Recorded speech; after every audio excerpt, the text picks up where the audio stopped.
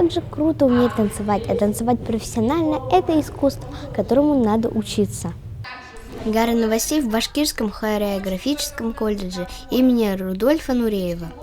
Здесь ребята 5 класса проходят мастер-класс для развития гибкости. Его проводит Алена Юрьевна. Она лауреат крутых конкурсов, педагог из Екатеринбурга. Ребят, которые делают зарядку каждый день, удивить сложно, но оказывается можно. Расскажи про мастер-класс. К нам приехал педагог из Екатеринбурга и школы «Россиянка», гимнастика для развития гибкости спины. А зачем вам гибкость спины? Вы же и так гибкие. В балетных движениях очень нужно много прогибаться, например, в таких танцах, как испанский, цыганский.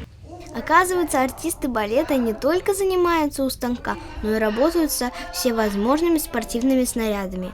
Лично мне кажется, что даже гимнастические упражнения для них выглядят как самое настоящее выступление. Даже здесь есть синхронность. Но не мудрено, ведь у них ежедневно помимо обычных общеобразовательных предметов много специальных танцевальных. Как часто у вас проходят мастер-классы? Они не часто проходят, но мы каждый день занимаемся со своим хореографом. Также у нас есть специальные дополнительные, развивающие. Историко-бытовой танец, гимнастика, ритмика, классика. Бывают ли у артиста балета выходные? Для артиста балета нет выходного, потому что если ты один день не позанимаешься, то на следующий день ты почти что ничего не сможешь. Нужно каждый день хотя бы делать по чуть-чуть, тогда ты точно достигнешь успехов. Впереди ребят ждет ряд новогодних концертов. Это и отчетные, как у нас с вами контрольные и всевозможные проверочные работы, и концерты праздничные.